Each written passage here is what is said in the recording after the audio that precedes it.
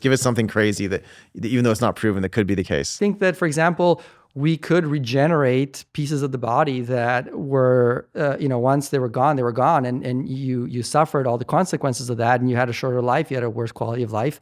I think that a lot of these sort of really chronic degenerative diseases are the slow destruction of your tissues in your body, right? On the brain side, on the heart side, right? There's my hairline.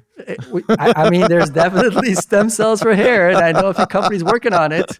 So we could probably regenerate that too. And I think you're going to see a lot of these totally intractable problems now start to be within the realm of being solvable, and that will expand life. CEO and co-founder. Founding partner. Palantir co-founder.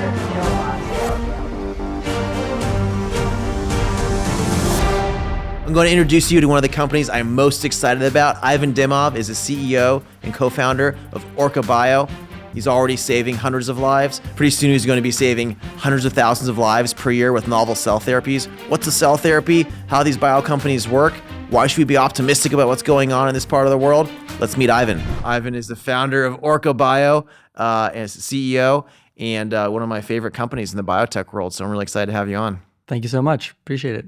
Tell the audience a bit about your background to start, Ivan. Where do you come from? You had a distinguished academic career. How did you end up becoming an entrepreneur?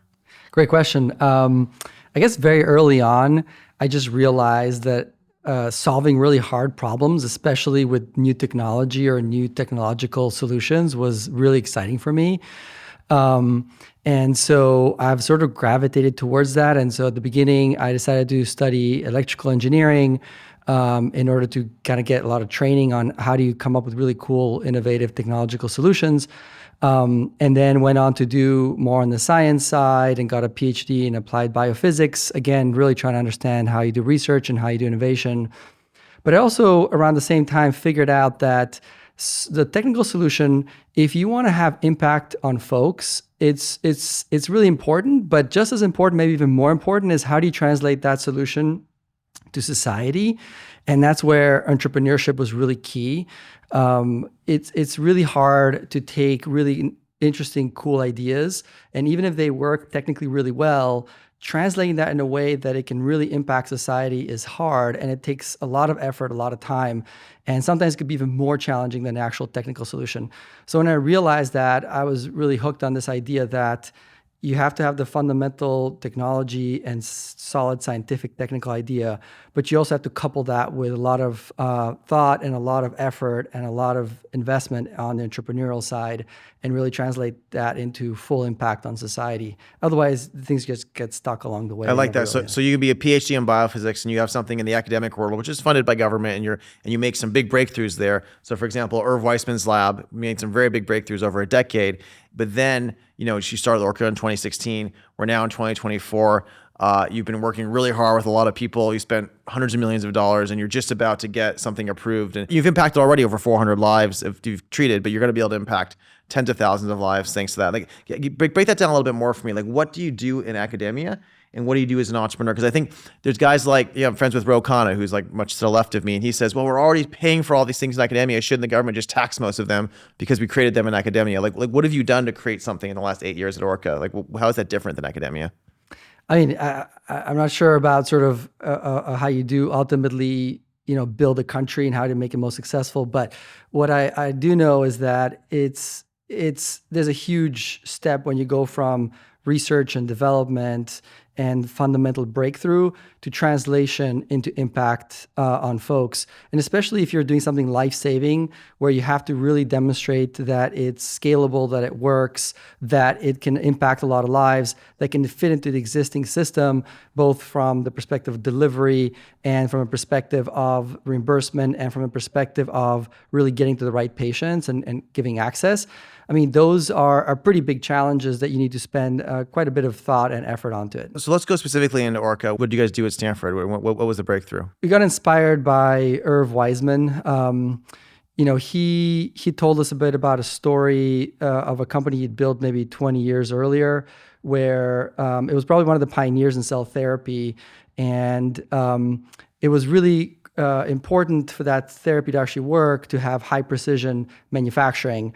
And it was sort of an interesting story because they had really incredible results in terminal breast cancer patients, and it was ultimately acquired by Sandoz/Novartis, and everyone thought that was going to be delivered to patients, but they shut down the whole program 2 years later.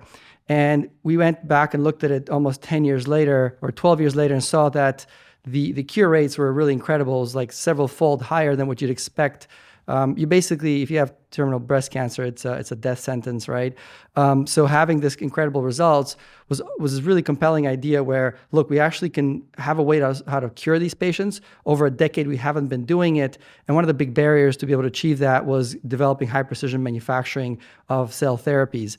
So we started working on that initially at Stanford, developed some of the prototypes, some of the initial ideas, developed a lot of the very fundamental breakthroughs. And at some point, we realized that academia just doesn't have enough of the elements to take it to the next level. And that's when we had to spin it out as a company. So let's step back a little bit. Let's explain what cell therapies are to people, because not everyone knows that. There's a new frontier in medicine, but it comes with complications. It used to be that we treated things only with molecules or maybe with a biologic in the 1980s, where it'd be like something really small, like a peptide or an antibody. Obviously, with cell therapies, you're treating people with cells, which are much larger than these things. Like, what are the complications and how does this work? Yeah, it's a really exciting new area. I mean, I think it's a brand new realm of medicine. The impressive thing about it is that you're harnessing the unit of life, right, the cell. And you can do things with these cells that you could only dream of or would sound like science fiction with, chemicals or other proteins. They're like little machines that can go in and do things. Exactly. So one very, very basic idea, like imagine this, I'm giving you the cell, I'm putting it into the patient's body, and it starts dividing, right? And if you think of the cell as the actual active ingredient of the medicine, the actual medicine is a cell, what you're seeing there is that the medicine is self-manufacturing within your body and expanding, right? You could never do that with any other approach. And so what that allows you to do is to really try and tackle diseases and problems that were totally untenable before with the existing approaches. And so it's a very exciting space. It's not a super new idea. It's been around for many decades, but I think lately what's happened is we've gotten the tools, we've gotten some of the basic science around to be able to start harnessing the power of this approach. And we've started to see some of the initial approvals, really incredible data coming out of patients that were not supposed to be alive and are all of a sudden cured. So it's been a wonderful revolution that started in the therapeutic space. And I think we're just at the tip of the iceberg. There's still a ton more to do there. And so Orca's novel therapy, it's designed to replace conventional bone marrow transplant. Bone marrow transplant is I guess, it's one of the oldest cell therapies in a sense, but you're doing it in a totally different way. Every year right now, I think it's 20,000 Americans or so receive a bone marrow transplant. Why did you start there? I mean, you almost mentioned it in your answer. It's one of the most well-established, oldest, most impactful cell therapies. It's an impressive cell therapy because it ends up treating patients who have failed all other treatments, patients with really terminal blood cancer, and have no other option. And it actually does so trying to cure them. So the fact that you can cure patients at this late stage is really a miracle. There are very few cancer treatments out there that are done with curative intent. And so it's incredible. And the folks who developed it got the Nobel Prize for it. But it also carries a lot of risk, just like other cell therapies. Maybe 20, 30% of people will die from the medicine itself. 20% of people will die from the bone marrow transplant. Why would someone ever do that then? That's the question, right? And so what you do is you wait till you're at the end and you have 100% certainty of dying from your cancer. So you're going to die for sure from cancer. You might as well take a risk and try to do it. Exactly. And with Orca doing it, is it still 20% of people who die? Well, we'll see. But the data so far suggests that we can bring it down to practically zero, right? Zero transplant-related mortalities. How many people have you treated so far with the bone marrow transplant with Orca's method? We treated about 400 or so folks with a couple of different products that we have in the clinic right now. And the rejection rate was 20, 30% normally. What was the rejection rate so far for you guys? We've optimized the different protocols around it. When you deliver it the right way, I guess so far we're seeing nothing, really. It's pretty crazy. Are you taking out the cells that would cause rejection? Like what are you doing differently? Right. So we're building what we think of as sort of a designer immune system, or an optimized immune system might be a better word for it. Basically, you can think of the immune system as a combination of maybe 50 or 60 different cell types, and they all have different functions, and you can think of them as an immune army. And if you understand which function each of these units does, you can basically select the right ones for the right job and leave behind the ones that might cause rejection or toxicity. And so you build a custom sort of army that is really designed and structurally put together to be able to fight the cancer, fight infections, and not have the structural ability to reject you. And so again, you're harnessing the power of biology. If you understand how things work, you know now what to sort of push on and what to sort of leave behind.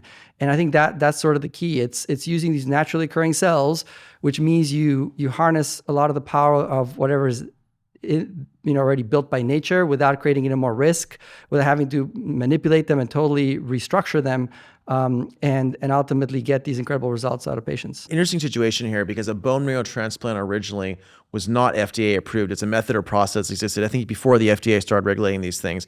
So that puts you in a unique position. How do you approach the first ever FDA approval in this space? What does that mean? What's that require? It's a good question. It's a tough question. Basically, being a pioneer is not easy. It's definitely hard, but it's also exciting because you get to set the standards. Specifically, how we deal with the FDA and that whole process, it's been a huge learning curve for me. But ultimately, you have to go back down to basics, to fundamental principles, science and data, and really have a very open and direct and frequent conversation with the FDA. And I think when you're doing something pretty novel and exciting, everyone gets excited by it. And ultimately, whether you're a regulator or whether you are a biotech, the goal is still the same thing. It's really help patients. And when that realization comes together, you basically begin to collaborate and you actually develop a really good, interesting kind of connection, and you learn a lot from them and they learn from the science that you're building. And it's been basically going down to the fundamental principles of how do we regulate the space, given the fact that it hasn't been regulated in the past, and how do we learn from whatever we can learn from other pseudo proxies. But ultimately, a lot of these decisions, you don't know if they're going to work out or not. And it is pretty scary. So you, Ivan, you're very respectful of the regulators. A lot of them are excited to be working with you to save lives. You're much more politically correct about it than me. And you listen, I think there's smart people in the FDA for sure. I also get very frustrated with bureaucracy. And I look at this and I say, wow, you've cured 400 people so far.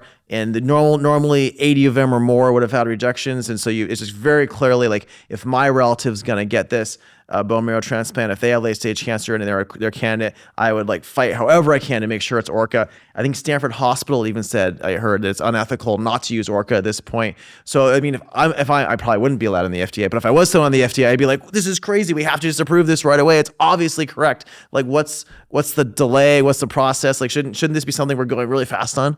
I love the energy and I really appreciate it. And I think it's a great piece of energy and everyone should be affected by this.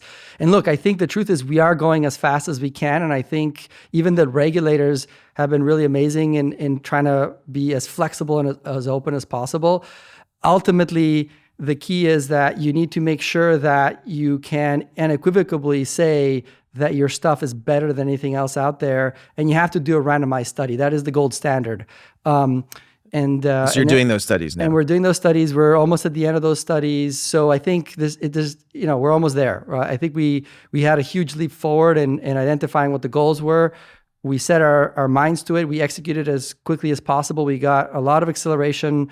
We were able to finish this way faster than pretty much any of the other counterparts that have attempted something like this in the past.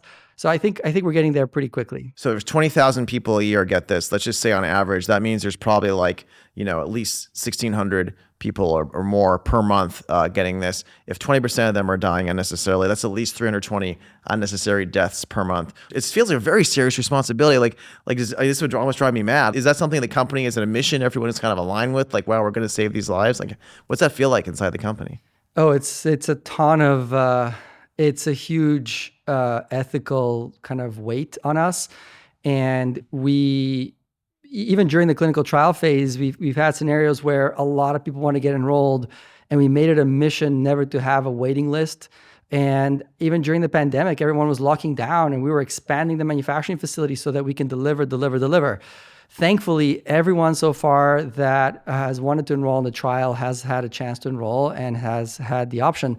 So I agree. And then getting this out there to even more people is a huge mission for us. And we were trying to go as fast as possible and get everything in line to make sure that we've got the right data, that we have the unequivocal sort of demonstration, and then getting everyone aligned. And I think once you get everyone aligned, you're probably going to have even more rapid adoption, even more rapid impact than trying to sort of figure out a brand new process.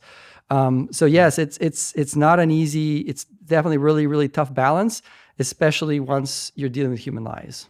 And one of our favorite stories from Orca is that your co-founder's father-in-law actually got cancer, and I guess he was too old for the study, but you guys changed the rules of the study to save his life, which I think that's very noble. Tell us about that. Yeah, it's one of the most incredible stories. We've had a ton of patients that have had really exciting stories and just sort of unbelievable stories, but this probably is right there on the top. Basically, around 2021, he was diagnosed with myelodysplastic syndrome, which is almost a version of AML, or really bad leukemia. How old was he? And He was around 71, 72 at the time. And usually the general sort of mentality in the space is if you're over 65, you're not going to get a bone marrow transplant, especially not the myeloablative, sort of the most curative version of bone marrow transplant. You're going to get some reduced version of it, which doesn't have the curative power of the myeloablative approach. And so that's what they were sort of thinking about him, and there weren't really many other options. We knew that the data on the sort of reduced intensity approach was way worse, and it almost like made us think, why go through all the trouble if you're not going to have the best possible outcome? And we really wanted to get a really good solution for him. Our trial at that time was only indicated up to 65 years old, so we were a bit unsure if we were going to make that leap and jump and give it a shot. At first, we want to just make sure, are there any other clinical trials? Is there any other technology anybody else is developing for people like him? And we knew a lot of the opinion leaders in the space. We knew the space really well. We dug really deep, and Nate, my co-founder, did an incredible job there, really left no unturned stone. And unfortunately, the result was really barren territory. There was like nothing out there for folks like him. It was really sad, and it felt like a really underserved population. And at that point, we looked at our own stuff and said, well, look, the data is really strong here. It's really safe. Why couldn't we try it on somebody else? Can we break through that barrier? And then we engaged with all the opinion leaders, all the most sort of experienced doctors in this space, and went through several committees, and even ultimately got the okay from the FDA to change the rules, like you said, and give it a try. And in April of 21, we treated him. And it was incredible because a lot of the doctors felt, well, he's pretty old, even though he's on the more healthier side. You should expect really slow recovery. It's going to take him months to get out of the hospital. Don't be surprised. We've seen, things like this in the past. So just be aware of that. And incredibly, like in a matter of weeks, he was out of the hospital. He was out there way faster than all of his younger counterparts that were getting more like regular treatments at that time. And then within a month or so, he was playing tennis. He was back on his bike. And that first year, he did like 3,000 miles on his bike. I don't even do that right now, and I'm not even 7. Right? That's a lot of miles on a bike. It's a lot of miles. So it's an incredible story, total full recovery. He's almost 3 years now past treatment, no sign of cancer. Amazing. No rejection, no infections, none of that tox. It's really incredible. That must feel really good for Nate to do that. What a gift. Oh, it's one of the most humbling feelings and opportunities you can find. That's so special. I wish I could have done that for my mother. That's something. I hope you get this to market faster for everyone else. Ivan, the other thing that's really interesting about Orca's innovation is basically a safer reboot of the immune system is what you're doing. And when you reboot the immune system, it turns out it can kill cancers. What other diseases could it possibly treat, right? There's all sorts of Americans who have autoimmune diseases. Like what's next here? Let's say that you get this approved and you're helping with all these cancers. Like what else can you help with? Right. So I think like you mentioned it earlier, the big challenge has always been when you reboot the immune system, how can you do that safely? Because otherwise, if you don't do it safely, you're sort of renegated to really the terminal end stage, most sick and ill patients out there. But there's way more people who aren't at that stage who could really benefit. And there are sort of serendipitous situations where people have had, for example, really severe autoimmune diseases like multiple sclerosis, happen to also have leukemia on the side. For the leukemia, they get an immune system reset, and then they magically see the disease vanish, right? That also happened with HIV, which is pretty incredible. So we've actually seen that in other cases with these very risky versions of the bone marrow transplant, it actually gets rid of multiple sclerosis sometimes, or HIV, which suggests that you could potentially be used to treat those diseases. Exactly. As long as you have the right profile, the right safety profile, you can open it up to a larger swath of patients. So our vision ultimately is we think that if we can give you a strong, powerful, healthy blood and immune system when yours isn't working right or has a defect or has a disease in it, that's a powerful tool for medicine at large. That should be a general tool for all of medicine. It's amazing. And the more that we can enable, the better. And I think ultimately, if this keeps progressing the way that we've seen it so far, there's no reason why you couldn't be helping tens of millions of patients. How do we get from here to there? And let's ask also, the other major innovation for Orca is you're actually commercializing your drug. So most people who are not in biotech don't realize this, but that's very unusual. Normally, you prove this out, you get approval, and some big drug company swoops in and buys you for some number of billions of dollars. And if Lena Khan at the FTC allows them to do deals anymore, which hopefully there are some still going through, then they worry about the marketing. Because you're a scientist, now you're an engineer, but now you're going into this like really hard part of the business to distribute it. Like, why are you doing that? Great question. I think it's the same story over and over again. When you pioneer something, you do it from scratch. Unfortunately, everything around has to change. So for example, if you look at a regular medicine, from the moment you get the raw material until you ship it to the factory, you build the pills, and then you have the whole distribution network and all the warehousing until it gets to the hospital and ultimately gets given to the patient, it could be a couple of years in that cycle. We got to shrink that whole thing into 72 hours. So when you shrink everything to 72 hours, a lot of the fundamental systems no longer work. They sort of break down and you have to reinvent them from the scratch, which means you have to sort of become a vertically integrated company. Now, my sense is if there were partners out there that already had that infrastructure built out and there could be synergy, of course we want to collaborate with them because we want to have this impact go out there as quickly and as broadly as possible. But when you look around and you see that all the infrastructure built out there doesn't really fit this new class of medicine, you're sort of forced to kind of do it yourself. There's no obvious buyer that can just plug this in. Like, there needs to be an entrepreneur for the next part of this as well to get it to tens of thousands and then more people. Exactly. And right now we're sort of the group of folks that got the most experience with the nuances behind all of this. And so we're sort of in this predicament that we got to do it. At least we got to do the first versions of it, demonstrate how it can be done, how it works. And then hopefully other people take it on and we can expand faster and further. This is like a biomanufacturing challenge. It's a logistics challenge because you need to get these medicines there very quickly. So right. it doesn't last a long time. And then there's a delivery and sort of sales challenge too, right? Because you have to condense all of the regular payments that you do when you take a pill. You might take a pill for many years. You have to condense them all into one payment because at the end of the day, this is a single dose curative medicine. So you're having huge impact on the medical system because you're curing potentially and you are preventing a lot of other diseases from popping up and other toxicities.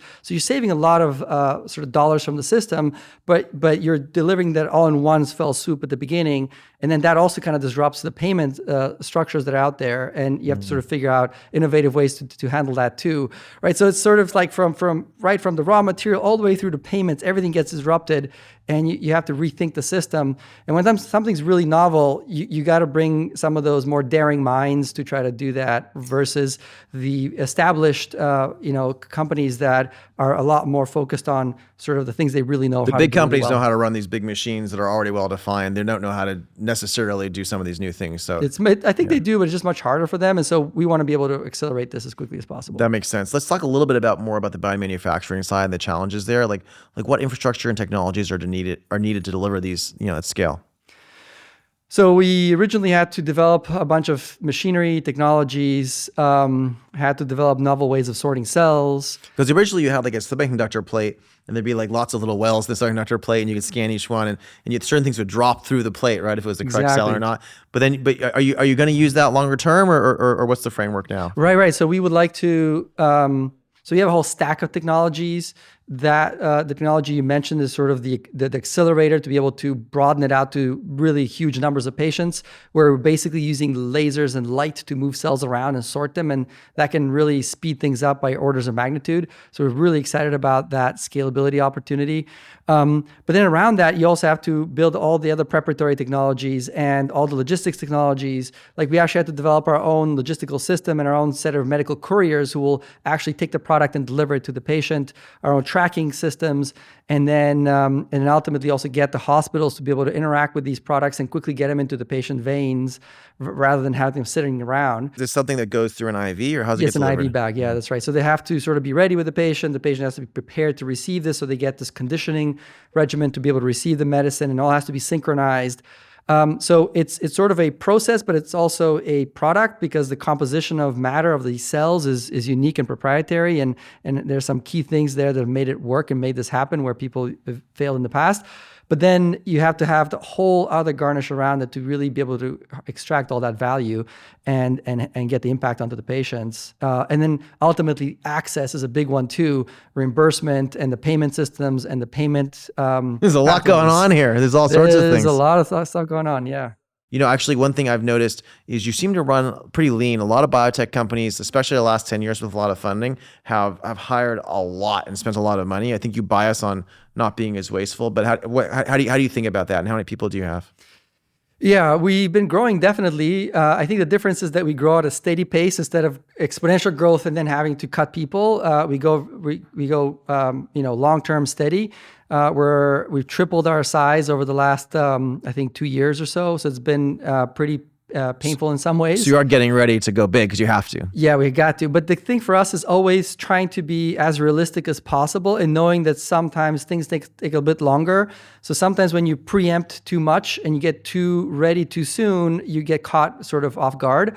So we try to be a little bit more cautious, but ultimately we need to grow. We need to be able to hit these milestones. I mean, how many people is it? You can say a secret if you can, but like what's the scale in general? Is this like thousands of people? No. So this is definitely a high value, low volume operation, at least initially.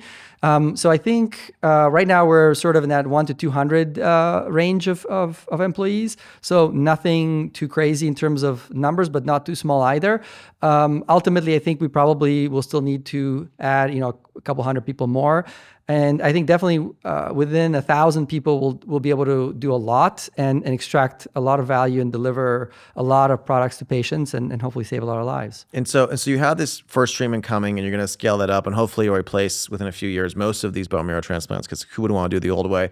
Are you going to launch phase 1s with the FDA in terms of other types of things you could be going after for like autoimmune diseases or whatnot? If it's secret, you don't have to tell us. Yeah, what can you tell us about that? Great question. I mean, this is just really timely question. We recently actually just got clearance from the FDA to begin clinical trials with multiple sclerosis patients with our second-gen product, Orca Q. That's extraordinary. So this is our first foray into autoimmune. It'll be really, really exciting. And we lost my aunt 5 years ago to multiple sclerosis. She'd had for a very long time, sorry to hear and that.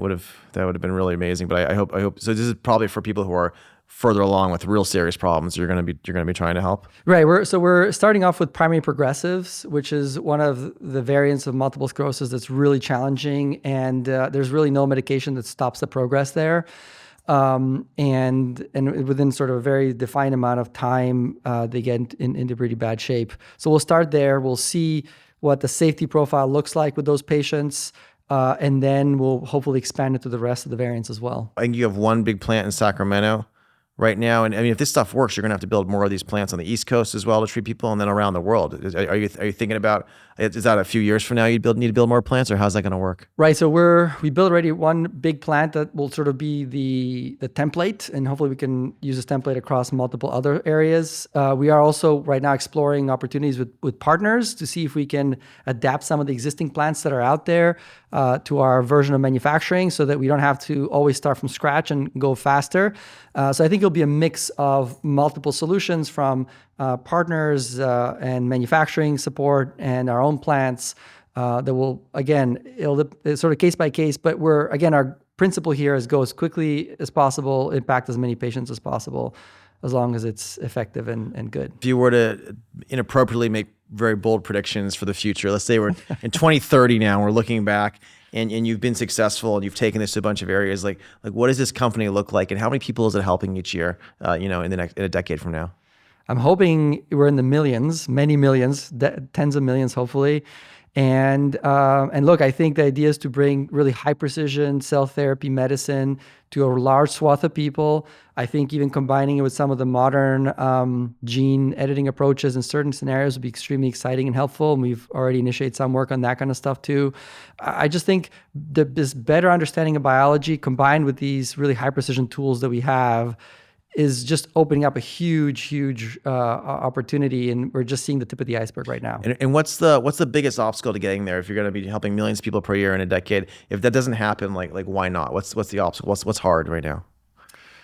Right now, I think we have to figure out the entire path from raw material to reimbursement, and of course along the way, the regulatory piece and the approvals. All of that needs to be figured out. But once we figure that out, I think we can sort of use that as a template over and over and over again. And I think if it doesn't work, I hopefully will blame it on the tough science. But everything else should be worked out, I'm hoping. But in science, it seems like it's science is working right now, but you just be something you don't understand that happens. Huh? It's something that I think it's unknown unknowns. I think that would be the unknown unknowns on sort of the fundamental biology. But I think it'll work in many cases. There'll be some cases where it won't, and we'll need to probably go deeper into biology. Amazing. Well, this is such an inspiring company. Ivan, we started American Optimist to push back against a lot of cynicism and pessimism in our country. Given the progress that's been made in the biosciences over the last decade, can you tell us a little bit about what's possible now that wasn't 5 years ago? It's a tough question. I think lots of new things are possible. Again, going back on sort of deeper understanding of biology and ultimately precise medicine, both on the genetic side, on the cell therapy side, on the gene therapy side. We can control biology with unprecedented ways. There's still, don't get me wrong, biology is really complicated. There's still a lot more complicated stuff we don't know about biology, but just the big jump that we've had in the last couple of decades is so mind-boggling. And I think you can see what happened during the pandemic, right? Within months, we had one of the most effective vaccines ever developed. That is science fiction, basically. But that's just sort of a snippet of where the biology and science and technology is at these days. So I think we'll see a lot of disruptive things of that nature. Doesn't mean we'll solve all the problems, because the problems are just really, really big and hard, but there'll definitely be some key problems that we will solve and will be hugely impactful. And I think we'll live better, more prosperous, more longer lives. Other than what you're doing, I'm curious, what other areas are you most optimistic about in biomedicine for the next couple decades? What kind of science fiction things are coming? Again, I'm going to be biased here, and I think cell therapy is really exciting because I live in it every day, and I just see everything that's happening. And is this the sort of thing? I mean, is this going to affect longevity in our 80s and 90s? Like how does this apply? Give us something crazy that even though it's not proven, that could be the case. I think so. I think that, for example, we could regenerate pieces of the body that were, once they were gone, and you suffered all the consequences of that, and you had a shorter life, you had a worse quality of life. I think that a lot of these sort of really chronic degenerative diseases are the slow destruction of your tissues in your body, right? From the sort of neuronal side and on the brain side, on the heart side, right? There's my hairline. There's definitely stem cells for hair, and I know a few companies working on it. So we could probably regenerate that too. And I think you're going to see a lot of these totally intractable problems now start to be within the realm of being solvable, and that will expand life. Amazing. Well, Ivan, thank you so much for joining us today. Thank you for having me here.